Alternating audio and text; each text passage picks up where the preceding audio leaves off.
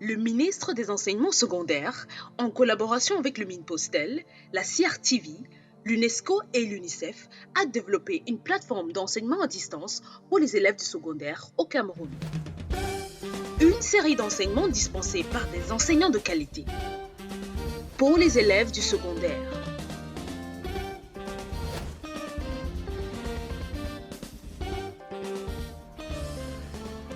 Apprendre n'a jamais été aussi simple avec l'enseignement à distance.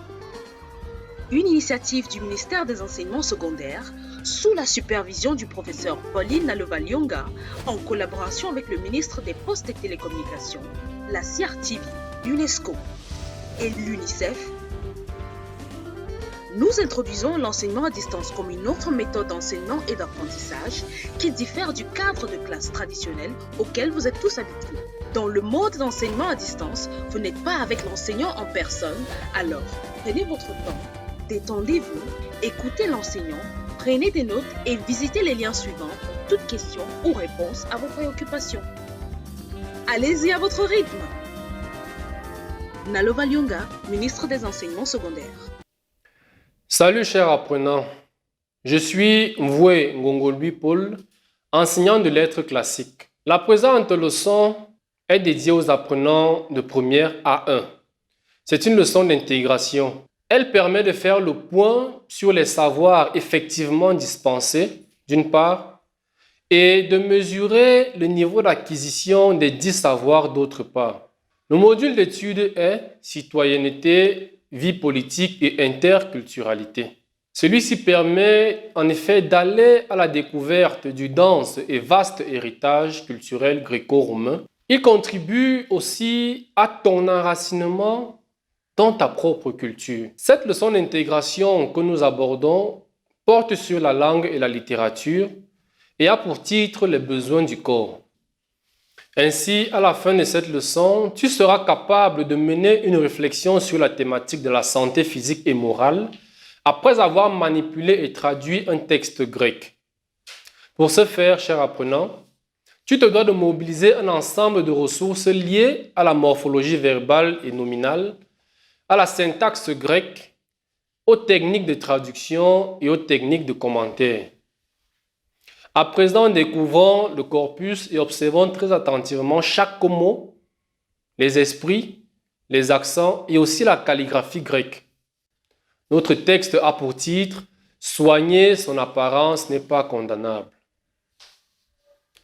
Philippos ho basileos, ton antipatru philon tina katataxas eis tu dikastas, eita ton pogona baptomenon, aistanomenos kai ten komen, apetrepsen e hippon. Ton apiston en trixin, ou nomidzo axiopiston en pragmasin. C'est un texte de Dion Chrysostome dans Mémorable. À présent, passons à la manipulation de notre corpus avec la première activité dont la consigne est « Faire le point sur la déclinaison ». Très bien. Tu as certainement trouvé les réponses suivantes. Nous avons dans le texte les noms de la première déclinaison, les noms féminins en eta, à l'instar de comé, et les noms masculins en s, comme ho dikastes, tu dikastu.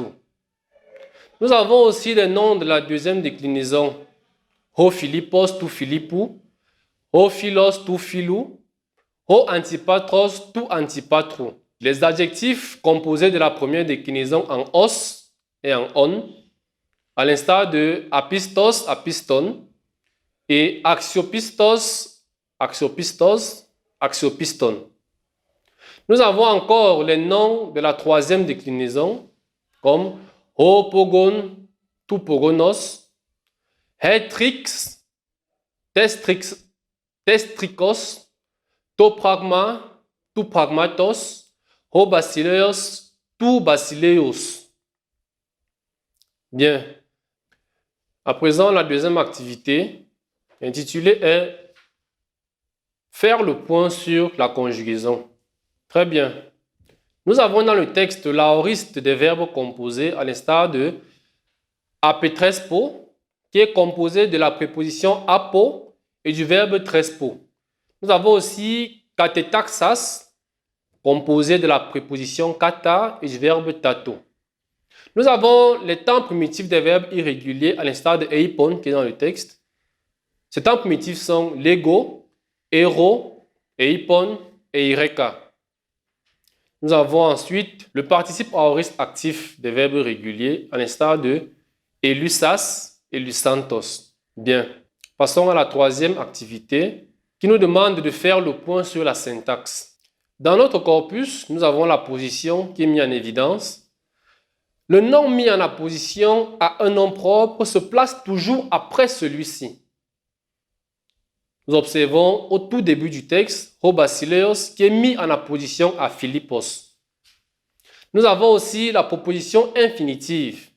Rappelons-le, la proposition infinitive a son sujet à l'accusatif et son verbe à l'infinitif.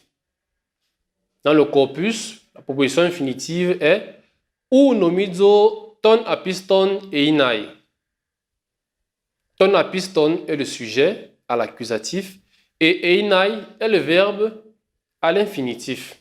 La quatrième activité que tu vas traiter demande de traduire le texte en bon français.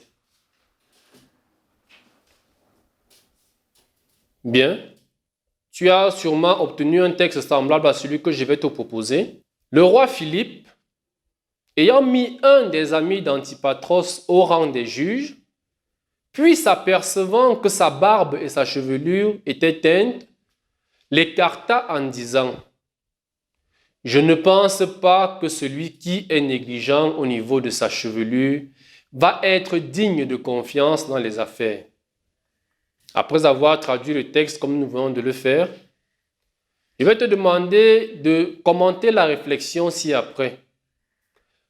Soigner son apparence n'est pas condamnable.